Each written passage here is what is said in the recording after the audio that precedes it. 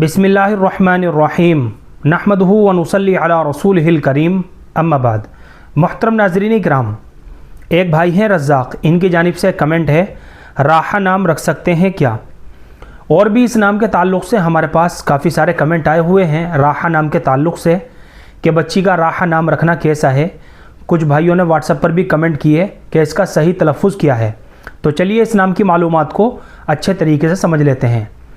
देखिए, राहा बड़े हा के तलफ़ुज़ के साथ, सबसे पहले रा है, उसके बाद अलिफ है, उसके बाद बड़ा हा है और आखिर में छोटा हा साकिन है, राहा।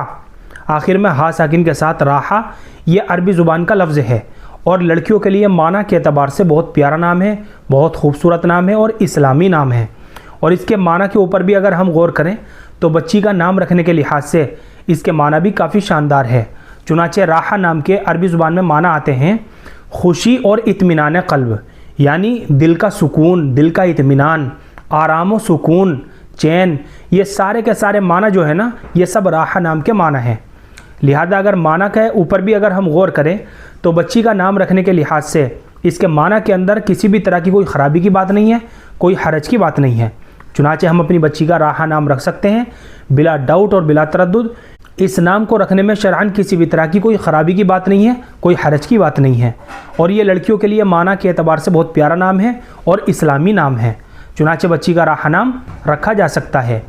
अलबत्ता अफजल तरीका ये है कि लड़कियों के नाम सहाबियात और अज़वाज मुताहिरात के नामों पर रखे जाएं, ताकि उन नामों के असरात हमारी बच्चियों की ज़िंदगी के ऊपर भी पड़े। और अगर राहा नाम करके ही बच्ची का रखना चाहते हैं तो मैंने आपको इस नाम की पूरी मालूमात तफसील के साथ बता दी है। ये नाम भी बच्ची का रखा जा सकता है। तो ये मुख्तसर सी मालूमात थी जो मैंने आप हज़रात तक राहा नाम के ताल्लुक़ से पहुँचाई है। उम्मीद करता हूँ कि आपको अच्छी तरह समझ में आ गया होगा। अल्लाह हम सबको सुन्नत व शरीयत पर पाबंद फरमाए। फ़क़त वल्लाहु आलम।